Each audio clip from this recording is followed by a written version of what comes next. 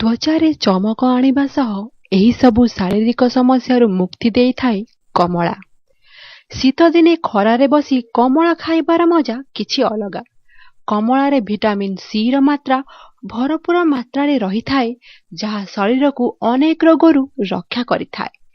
एहा सह एथिरे थिबा एंटीऑक्सीडेंट एवं अन्य पोषक तत्व कर्कट रोग एवं मधुमेह भली रोगरू रक्षा करिबारे साहाय्य करिथाए।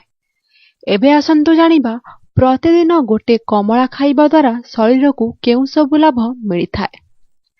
कमलार सेवन प्रतिदिन करिबा द्वारा कोलेस्ट्रोल स्तर ठीक रहिबा सह रक्त संचालन ठीक भाबरे होइथाए। एहा सह एथिरे थिबा फाइटोकेमिकल तत्व रक्त जमाट बांधिबाकू देई नथाए, जहा द्वारा हृद समस्या हेबार आशंका कम होइथाए।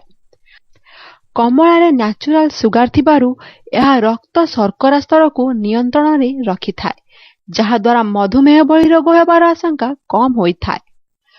मधुमेह रोगी माने रक्त रे शर्करा स्तर को नियंत्रण रे रखिया पई कमला खाई पारिबे। एथिरे विटामिन सी थिबारु एहा शरीरर रोग प्रतिरोधक शक्ति बढ़ाई थाए, जहा द्वारा आपण माने सहजरे रोगग्रस्त होवंती नाही। एथिरे vitamin C antioxidant anti inflammatory beta carotene रही थाए, जहा त्वचा जनित समस्त समस्या दूर करिबा सह त्वचारे चमक आनी थाए। त्वचारे चमक आनिबा पई आपण मुहरे कमला लगाई पारिबे।